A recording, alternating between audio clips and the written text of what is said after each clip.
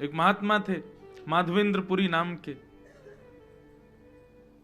वो भिक्षा नहीं मांगते थे, ऐसे अकिंचन महात्मा थे, वो किसी से कहते नहीं थे कि मुझे दीजिए, वो बैठे रहते थे, कोई आके खुद कह जाए कि बाबा लो आपके लिए ये प्रसाद है, तो पाते थे।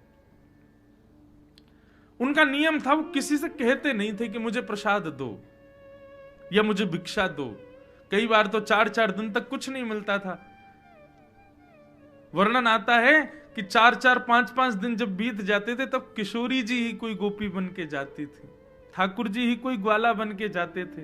कभी दूध दियाते, कभी रबड़ी दियाते, कभी रसगुल्ला दियाते, कभी रोटी, बासी रोटी दियाते माधवेंद्र जी को, क्योंकि उनका नियम था, वो मांगते नहीं थे। विचार करो, स्वयं श्री जी जाती थी खीर लेकर के, दूध लेकर के, रसगुल्ला लेकर के, और कोई ऐसी दीनहीन सी गोपी बन के जाती कि बाबा को लगती पता ना कोई ऐसी कोई गोपी होगी ब्रज की, आ गई है दूध लेके, बाबा ले पी लियो, दूध बचाओ घर को, लेकिन होती वो श्री जी थी। एक दिन जगन्नाथपुरी दर्शन का भाव बनाया और गोवर्धन से चलकर के माधवेंद्रपुरी दास जगन्नाथपुरी आ रहे थे। बीच रास्ते में बंगाल प्रांत में, बंगाल या उड़ीसा प्रांत में खीर चोरा गोपीनाथ, उड़ीसा में है बंगाल में, उड़ीसा में ही पड़ते हैं, बंगाल के पास पड़ते हैं, यहां से दूरी है। खीर चोरा गोपीनाथ, उनका नाम तो गोपीनाथ ही था, खीर चोरा तो बाद में पड़ गया। तो आज तक नियम है कि वहां 12 कुल्हड़ों में श्री गोपीनाथ जी को खीर का भोग लगता था, और जो मनोरथी भोग लगवाते थे सारा भोग उन्हीं को बांट दिया जाता था। माधवेंद्रपुरी जी जब दर्शन करने के लिए गए तो श्री गोपीनाथ जी का दर्शन किया, रात्रि शयन में 12 कुल्हड़ खीर का भोग रखा था। अब माधवेंद्र जी का स्वभाव नहीं था मांगने का कि प्रसाद भी ऐसे हाथ के, कोई पुजारी खुद ही कहते आओ प्रसाद ले जाओ तो ही मांगते लेते थे, अपने आप नहीं कहते थे। 3-4 दिन से सफर कर रहे भूखे प्यासे, गोपीनाथ जी के सामने जाके खूब नृत्य किया। पुजारी जी ने सारे मनोरथियों में खीर बांट दी, और खीर बांटने के बाद में मंदिर बंद कर दिया। माधवेंद्रपुरी जी भी वहां से प्रस्थान कर गए, बेचारे भूखे प्यासे एक वृक्ष के नीचे जाकर के बैठ गए। भजन कर रहे थे ठाकुर जी का, लेकिन भजन करते करते बार बार नेत्र खुल जाए, बार बार भजन रुक जाए। क्यों? भूख लग रही थी, लेकिन बोल सकते नहीं किसी से। गर्भगृह में बैठे गोपीनाथ जी को चैन नहीं आ रहा है, और गोपीनाथ जी सीधे पुजारी के स्वप्न में पहुंच गए और बोले कि मेरे एक परम भक्त माधवेंद्रपुरी आए हैं, वो बहुत तेज भूख लगी है उनको कुछ पवाओ। पुजारी जी बोले क्या पवाएं इतनी रात्रि का समय? बोले हमारा 12 कुल्हड़ का भोग लगता है खीर का। बोले हाँ, उसमें से एक खीर भोग बचा है, वही दे आओ। बोले कुछ नहीं बचा, मैंने सब बांट दिया मनोरथियों में। बोले तुमने 11 कुल्हड़ ही बांटे हैं, 12वां कुल्हड़ हमने छुपा लिया था अपनी जेब में। मंदिर आओ, खोलो, हमारे विग्रह के गोजा में आकर के, गोजा बोलते हैं जेब को, बोले हमारे जेब में आकर के देखो एक कुल्हड़ रखा है छुपा हुआ है। पुजारी जी के नेत्र खुले, स्नान किया, अर्धरात्रि में ठाकुर जी का विग्रह गर्भगृह खोल करके जैसे भीतर प्रवेश किया, ठाकुर जी के गोजा में जैसे हाथ डाला, सोई कुल्हड़ में खीर रखी थी। तब पुजारी जी बोले वाह रे खीर चोरा, खीर चुरा ली, अपनी प्रसाद की खीर चुरा ली अपने वैष्णव के लिए। और जाकर के पुजारी जी ने वो खीर बाबा को दी। बाबा बोले रात में 3 बजे पुजारी जी आप कैसे? तब पूरा वृत्तांत बताया। बोले कि रोज ठाकुर जी का भोग लगता है और मनोरथियों में बांटा जाता है, लेकिन आप अकिंचन हो, किसी से मांगते नहीं। अब ये बात किसी को नहीं पता थी, लेकिन पुजारी बता रहा तो माधवेंद्र जी रोने लगे, आपको कैसे पता मैं किसी से नहीं मांगता? बोले ठाकुर जी बता रहे थे। बोले आपको भूख लगी है इसलिए ठाकुर जी ने आपके लिए खीर को अपनी जेब में छुपा लिया। फिर कहां भूख लगनी थी, रोते रहे विरह से। बोले नाथ आपको पता है मेरा भाव, आपको, आप जानते हैं मुझको, मुझे इसी बात से इतनी प्रसन्नता है कि आप मुझे जानते हो। तब से गोपीनाथ जी का नाम पड़ गया खीर चोरा गोपीनाथ। अपने वैष्णव के लिए ठाकुर जी ने खीर चुराई। तो नियम इसलिए है ठाकुर जी का कि कोई प्रेम लक्षणा भक्ति से तोड़ के दिखाए, हठपूर्वक नहीं कि जबरदस्ती। इंद्रेश जी कथा में बोल रहे थे नियम में इसलिए ठाकुर जी की उसको कोई तोड़े। अब गर्भगृह में कोई जाने नहीं दे रहा जगन्नाथ जी के, हम कूद फांद के लड़ाई झगड़ा करके गेर के पुजारियों को घुसेंगे भीतर और सबको दिखाएंगे देखो हमने नियम तोड़ा। ऐसे नहीं, नियम तोड़ने का मतलब आप ना तोड़ो, आप प्रयास ना करो, ठाकुर जी प्रयास करें उसको तोड़ने का, उससे आगे आने का, उससे बाहर निकलने का। और श्री जगन्नाथ जी जितने नियमों में बंधे हैं उतने ही नियम तोड़ने में प्रसिद्ध हो रहे हैं। इनसे ज्यादा नियम किसी ने नहीं तोड़े। सब ठाकुरों में सबसे ज्यादा नियम तोड़ने वाले, नियम में रहने वाले भी श्री जगन्नाथ जी और नियम तोड़ने वाले भी श्री जगन्नाथ जी।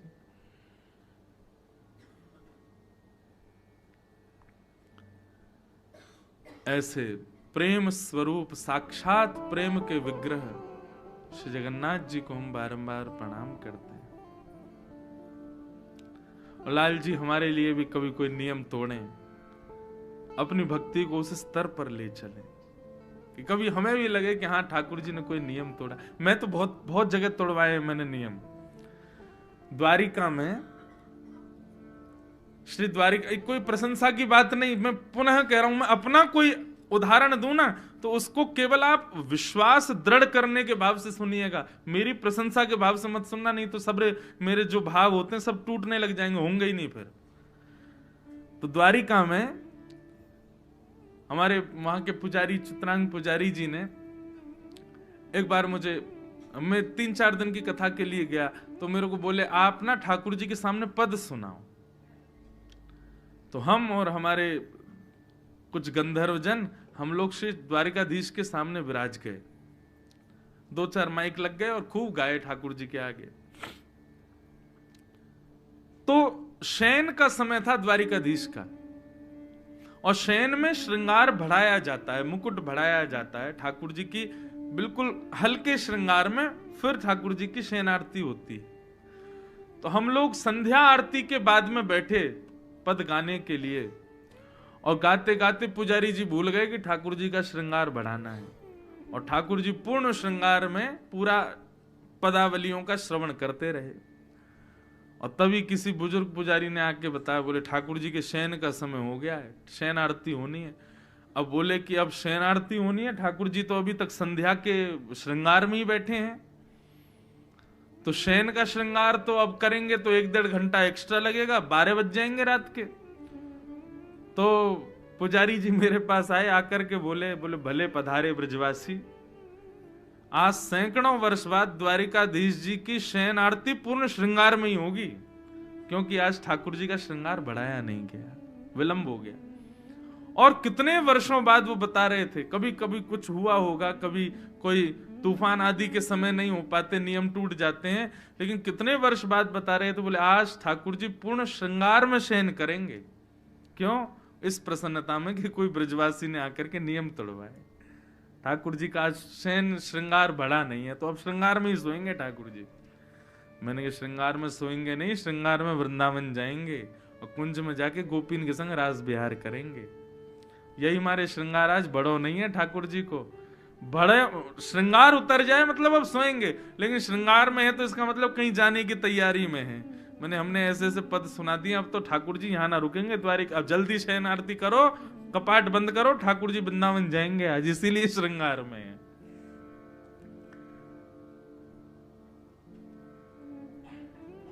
प्रेम लक्षणा भक्ति प्रकट तो करे कोई।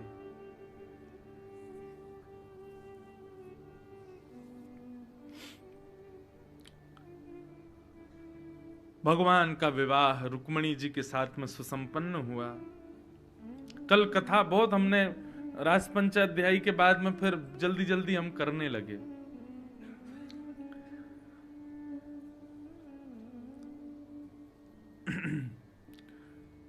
क्योंकि फिर मन में भाव आता है कि ज्यादा विलंब तक चलने वाला प्रसंग कहेंगे तो फिर जो क्रम के कुछ कल अतिथिगण आए थे, फिर वो संभव नहीं हो पाता।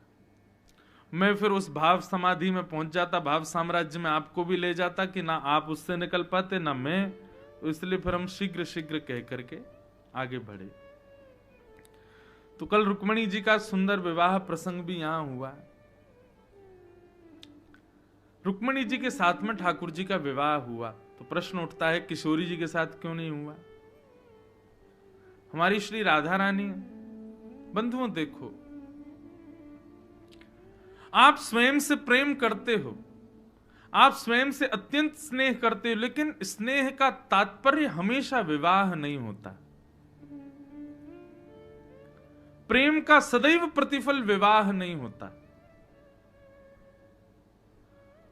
हम स्वयं को प्रतिबिंब में देख करके बड़े प्रसन्न होते हैं, अरे वाह कितने सुंदर लग रहे हैं हम, लेकिन उसके बाद भी अपने प्रतिबिंब से विवाह नहीं कर सकते।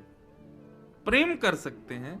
ऐसे ही श्री जगन्नाथ जी का प्रतिबिंब है किशोरी जी, हमारे द्वारिकाधीश का प्रतिबिंब है किशोरी जी, श्री वृंदावन बिहारी लाल का प्रतिबिंब है श्री राधा रानी। और प्रतिबिंब से स्नेह हो सकता है, प्रेम हो सकता है, विवाह संभव नहीं। विवाह के लिए विलग व्यक्ति का होना जरूरी है, अलग व्यक्ति का हमारे सामने होना जरूरी है। किशोरी जी ठाकुर जी से विलग थोड़े हैं, और जो विलग मानते हैं वो गलत सोचते हैं। ठाकुर जी का जो वाम अंग है, कहीं भी आप ठाकुर जी का दर्शन करोगे सदैव वाम अंग जो है वो किशोरी जी ही है।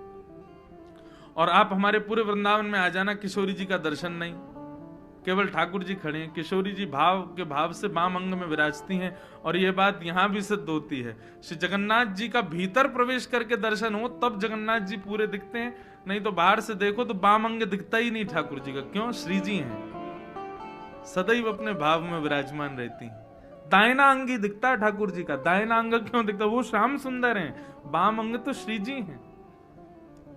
और ये बात मैं खूब प्रसिद्धति से अपनी कथाओं में कहा करता हूं कि ठाकुर जी का वाम अंग जो है वो किशोरी जी हैं। और इसी भाव से हमारे वृंदावन में श्रृंगार होता है। मुकुट इधर ही धराया जाएगा, लेकिन जब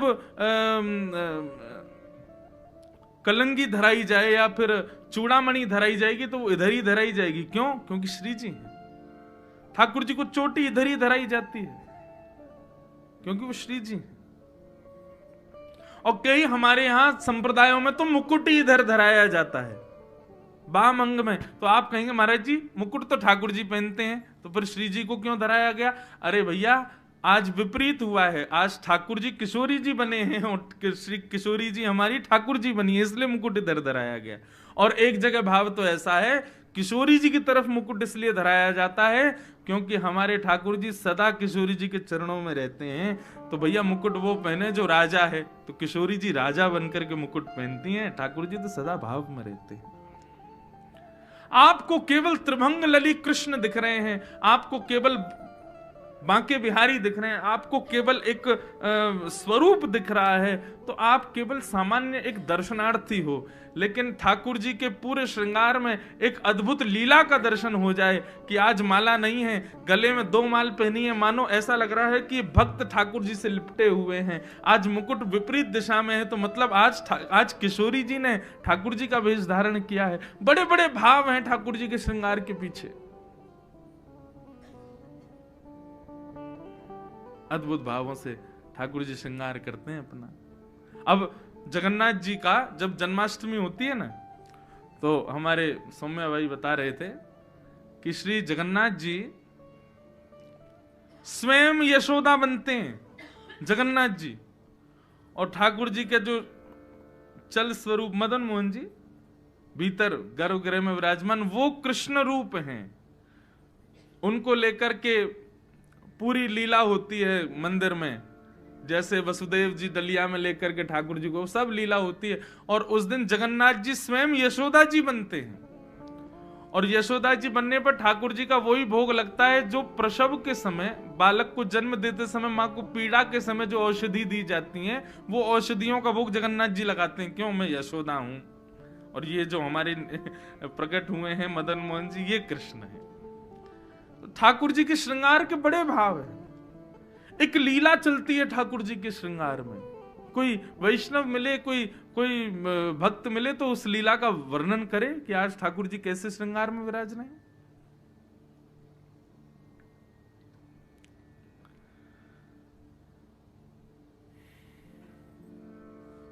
तो किशोरी जी से विवाह इसलिए नहीं हुआ क्योंकि कोई विलग नहीं है। राधा कृष्ण स्वरूपाम्बै कृष्णम राधा स्वरूपिणम कलात्मानं निकुंजस्थम गुरु रूपम सदा भजे। दोनों में कोई अंतर नहीं है, सम्मिलित स्वरूप है। तो भगवान का विवाह विलग के साथ में हुआ, जो उनसे अलग है। कौन है? लक्ष्मी।